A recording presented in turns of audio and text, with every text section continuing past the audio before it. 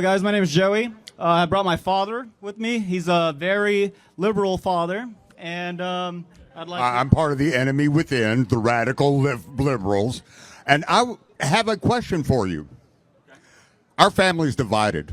We're divided the same way the nation is divided. I'm conservative, by the way. We fuss and we fight about this all the time. I see the nation coming to the same blows that we are coming to on a daily basis. Yet I don't see the president or anyone in his administration even addressing the issue of the division across our country and across our families. I have a serious question. Will anything ever be remedied? A nation divided against itself will not stand, neither will a family divided against itself. Is there any hope? Good point. So maybe President Trump should put like a couple people who ran for president as Democrats in his cabinet, right? It wouldn't hurt a thing. Yeah, like Bobby Kennedy and Tulsi Gabbard. Bobby Kennedy, I wonder if his... Well, if Bobby his Kennedy true... and Tulsi ran for president as Democrats. Has that ever happened in modern American history where a president has put two people who ran against him for the presidency in his own cabinet? Has that ever happened before? Doesn't that help heal a country? See, that's the division I'm talking about right there. No, but help me. He's asking me a question, and he turned on me and said, okay, get him. Hold on, that's a father-son issue. We're having a dialogue. Yeah, that's it. But right? Hold on, that's normal, okay? And that's fine. I'm asking you a question, though, because it's easy to call Trump divisive, but answer and think deeply about this before you answer. Doesn't that say something for unity to bring two people that were Democrats that both ran for the presidency into your own cabinet? That's bringing the country together. Has it worked? That's my... you may be right. It is certainly representative of some inclusion. However, it doesn't seem to be working. Did Obama or Biden ever bring Republicans who ran against them for the presidency in their own cabinets? I don't believe so. Yeah, so maybe Trump has gone above and beyond more than the media would give him credit for healing our nation's divides. I think that's noteworthy, right?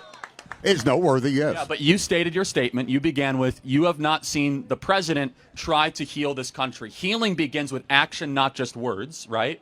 Okay. And so bringing two people that wanted themselves to be president in his administration is pretty great. As far as, between your son, I'm interested. Why do you think your son is conservative?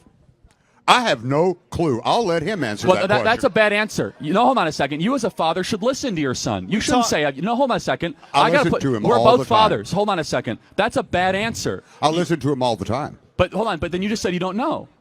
I don't know where he went so bad. I mean, come on. It's like, I don't know where he went wrong. I don't know how he went off the rails. See that? All right. Would the smarter of the two like to chime in here? Yeah.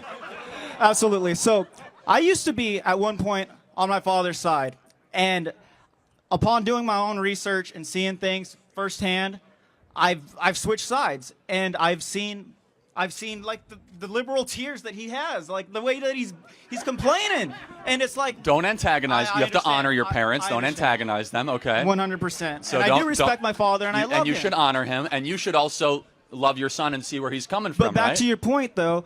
We talk every day about politics to the point where it's divided us. And so for him to say that he does not know where I stand is So let wrong. me ask you, why do you think your father is a liberal? Let me ask you. I think he's a liberal because No, have him answer. This is I'm helping you. I'm a group therapist. You understand what I'm charging for this right now? This is like $5,000 an hour stuff. So yeah.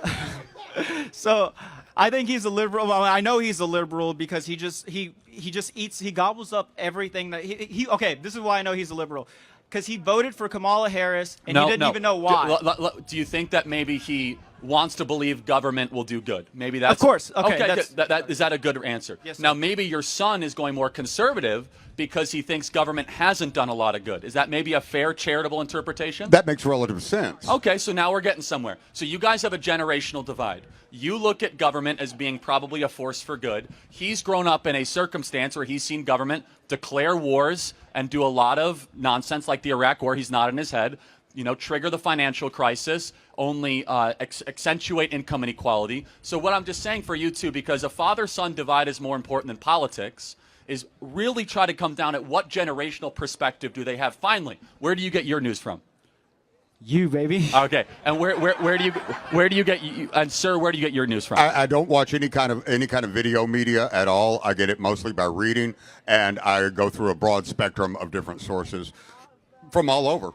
So here's what I'll just say in closing, guys, is that never let politics get in the way of the beautiful relationship between father and son. My advice first is for the son to the father, understand he comes from a different generational perspective. He thinks government is probably a good force and, that we shouldn't question our institutions. Now, your son, understandably, is seeing it harder than ever to own a home. He's seen a border wide open. He's seen lies from politicians. He's seen the enrichment of the ruling class. And instead of interrupting and want to get in an edge smartly, be like, maybe my son is processing a way that I might not agree with, but he's growing up in a different circumstance than I ever would. Final point, sir. Either of you?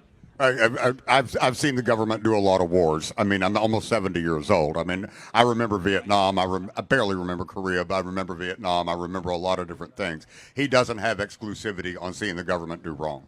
Okay, then maybe you guys might end up agreeing more than you disagree. Thank you both, and I Thank hope you you guys will stay close together.